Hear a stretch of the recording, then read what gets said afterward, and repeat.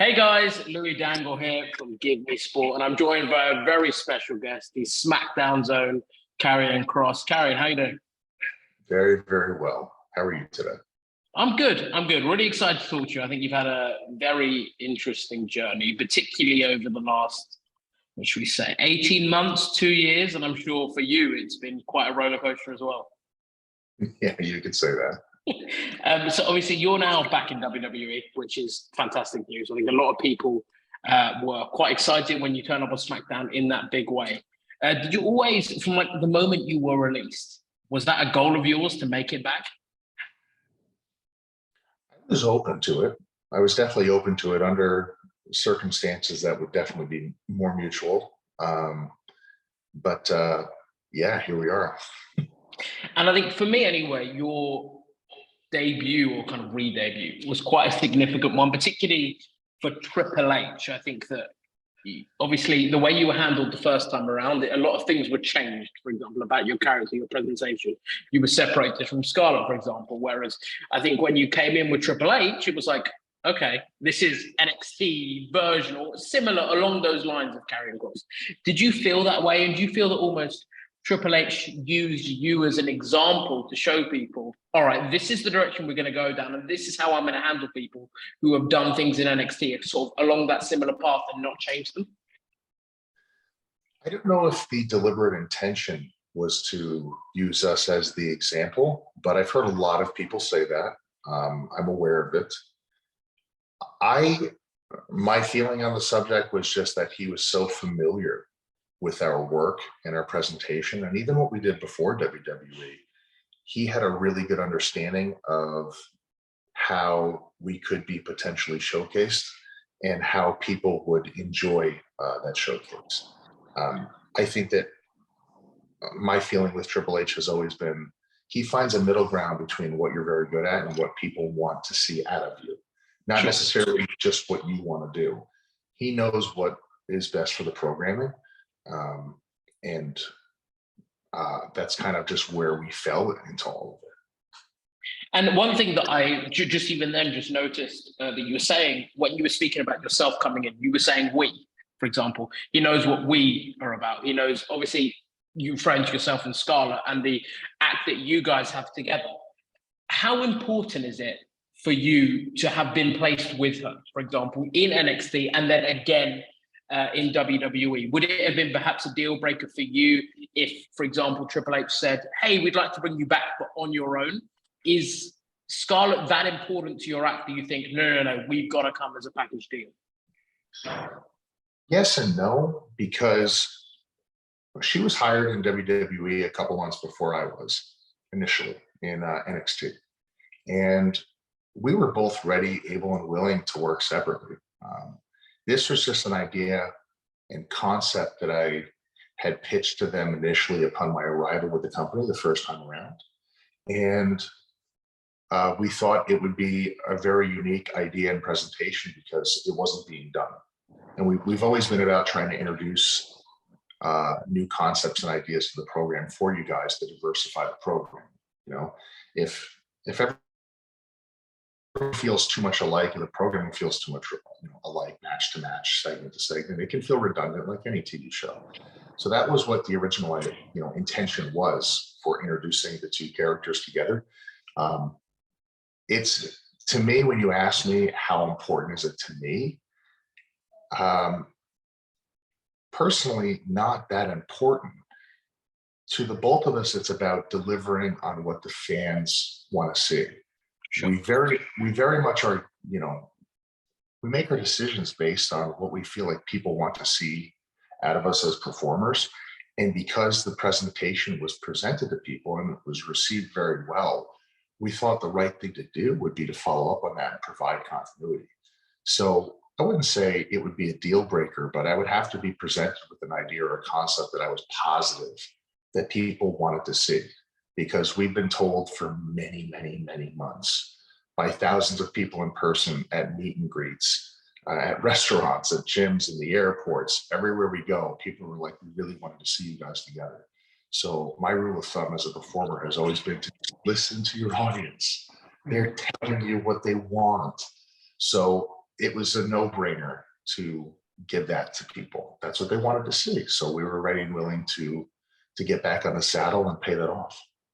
I wanted to ask a little bit about your first run. There were kind of rumors, obviously, on the main roster that you were brought up alone. And then I think either it was wishful thinking or kind of it was the plan. And I want to ask you about it. People were saying that you were kind of on a losing streak until you were going to be paired then with Scarlett and go on a winning streak to kind of suggest how important that partnership was and how integral to you she was. Was that ever the plan as far as you're aware? To be totally honest, and I don't want to say something that's not true. I have a hard time remembering how all that played out just because I don't really live in that place. The directions were changing all the time. Yeah. So if I ever was told that, I don't really remember. I mean, fair enough. Yeah, but it's funny. A fan sent me my record of wins and losses in WWE recently. They had like a created photo and like Sure. stat, all that stuff. I found it on Twitter. It was in the newsfeed. And I think off the top of my head, I've only lost 3 times in WWE between main roster and NXT. Yeah. So although the main roster run the first time around on Raw didn't play out the way people wanted it, wanted to see it play out, I think I had lost to Keith and Jeff and Samoa Joe, and that was it. And they tried to pay off the rubber match with Jeff, but obviously people were so distraught about the first time. I don't even think people remember that we did the rematch that they had in like 90 seconds. Yeah, the damage was sort of done. With the audience, they were pissed. Sure. But I don't know what the end game was with any of that. I mean, enough about the past. I think want to move on to kind of what's happening now and what's happening potentially in the future with you, because it is so exciting. You're working with Drew McIntyre at the moment, obviously one of WWE's biggest stars. You came in a segment involving Drew McIntyre and Roman Reigns ahead of the first ever UK pay-per-view since 1992. So a big show of faith from kind of the powers that be. It's like, all right, and a big kind of sign. No, Karrion's going right to the top. He's in the mix with these people. How's it been to work with Drew, and how's it been to kind of be positioned as no, from the off, this is what we're going, and it's right at the top? This is exactly the position and place that her and I want to be in, to be able to work with Drew, who's been in the ring with the best for many, many years. He's got so much time in. This is the perfect person to demonstrate and showcase all of my skills. And I think that there's a lot of different scenarios that people are going to be very surprised to see the both of us in. And I think we're off to a really good start. So there's a very clear white hat and black hat in this situation. I'm definitely the bad guy, and I'm very much all about that. I think it's important to draw hard lines in the sand as to who the good guy is and who the bad guy is, and he's a perfect person to do that with. I think he is a tremendous talent, and you guys actually have quite, obviously yours took slightly shorter than his, but similar journeys in the sense that it was was fired by WWE the first time, went away, worked on his craft and earned his spot back. And obviously you're going through that similar path now, although obviously for you, it took less than, I think it was 3 years for Drew. It took less than a year for you. You obviously had your strap match at Extreme Rules. And it was one of the ones where when it's announced, and I'm sure you seem like you're quite in tune with wrestling Twitter, people are like, okay, but what strap match is it? Is it going to be the one where they have to tap the 4 corners, or is it going to be the one that they have the straps there and it's kind of a normal match in that aspect? Did you have those kind of questions in your head when the match was proposed to you, or were you always kind of wanting, no, I want to do it this way, or I want to do it that way? I wasn't concerned about it, but I did have questions, and I figured they'd be answered on the day of. I'm very familiar with the feud that Triple H and Rock had with strap matches. It was a Brahma Bull match, a bull rope match. Savio and Steve Austin was another good one. I wasn't too concerned about it. I was just more excited because that is a very unique match to do. It's not done very often because of how painful it actually really is. Like getting hit by that thing feels like you're getting fire and barbed wire dragged across your skin. So, I just looked at it as an opportunity to demonstrate, a very unique lane to creating for people. So I guess that was your first match, and obviously nothing has been announced as of yet. But based on what we saw on SmackDown last week, definitely seems like you guys are far from over with each other. Potentially with Crown Jewel coming up, are you eyeing a match with him? And I guess from your point of view, how does it work where you start out with the gimmick match? You start out with the stipulation match. How do you then keep going up and up and up when I guess you've done the spectacle of the stipulation match that sometimes would end a feud? I kind of wanted to gauge from your perspective how you approach kind of the unique situation like that. I think we got to go bigger and better next time. Sounds good. Yeah, I think we just, it's got to be bigger and better every time. If we're going to start there, we got to top that. And I'm very much looking forward to it. In terms of where I will be and who I will be competing against, I can definitely tell people they're not going to be disappointed to see where everything goes and to keep watching, because you, sir, are on the right. You're on the right track. You're on to something. Maybe.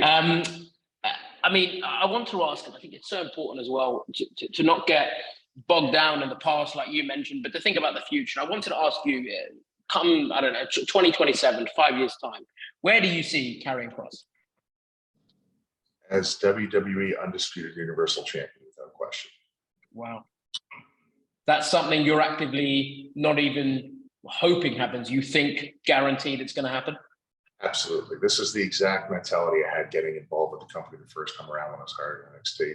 I'm always aiming for the top. I'm looking to fire right through the ceiling. So you set your expectations high, and you trust in the process. I'm a very big believer in that. I've applied that to many different things in my life, to anything that I've ever wanted, to anywhere that I ever wanted to be. That felt impossible or not easy. I've always been able to rely on my work ethic, and I'm absolutely certain we're going to get there. I'm hoping it happens. I want to ask, speaking about kind of putting expectations high, when the White Rabbit teasers started playing for Bray Wyatt, everyone kind of thought, okay, there was, I think, a sand timer in the first one, and people thought, it's obviously in Lucha Underground, you were known as the White Rabbit. Was that something you ever had to kind of ask and go, hey, I don't think it's for me, but is it for me? Kind of, what was your mindset going into it? And did you ever kind of think, okay, even if you knew it wasn't you, let's play into it a little bit to maybe throw fans off the scent and, like you say, kind of give people what they want? So the first time they played that song, Feed Your Head and all that, I had a couple people on SmackDown kind of turn over and look at me and give me some cut eye, and I had to be, hey, don't look at me. I have nothing to do with that. Like, some people who have known me for a long time, they knew that like used to be theme music and Lucha Underground, and the White Rabbits with all that stuff in the hourglass and whatnot. They thought like, oh, is that you or is that Bray Wyatt? And I said, it's not me. I have no idea who it is.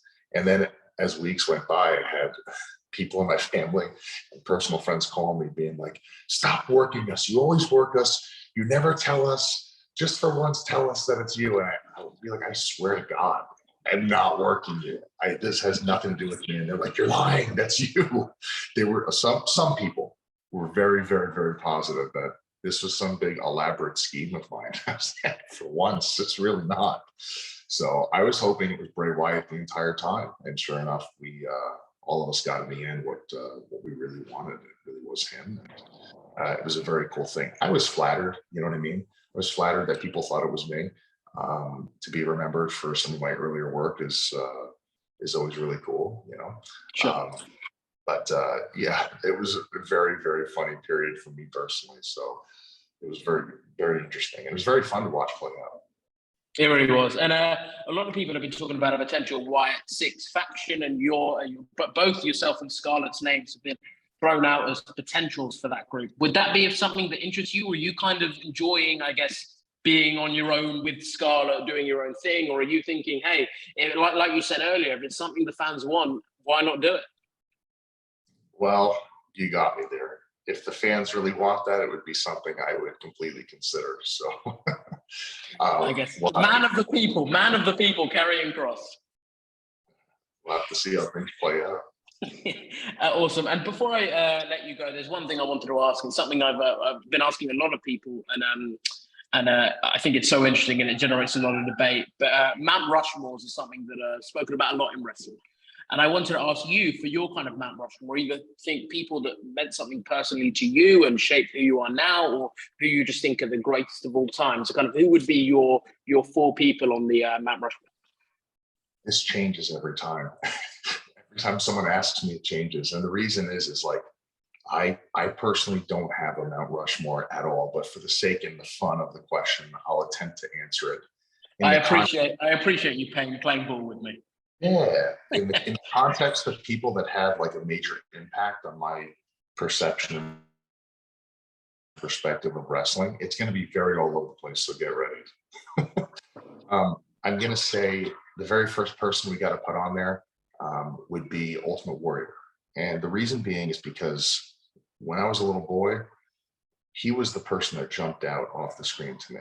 I watched Macho Man and Hulk Hogan, and those are like the 3 players, right, that were the biggest stars on TV at the time. When I was a little boy, when he was on TV, I couldn't take my eyes off the television. I used to run around the living room and do all the crazy stuff Ultimate Warrior did. As I got a little bit older, I would say Taz was definitely someone that spoke to me.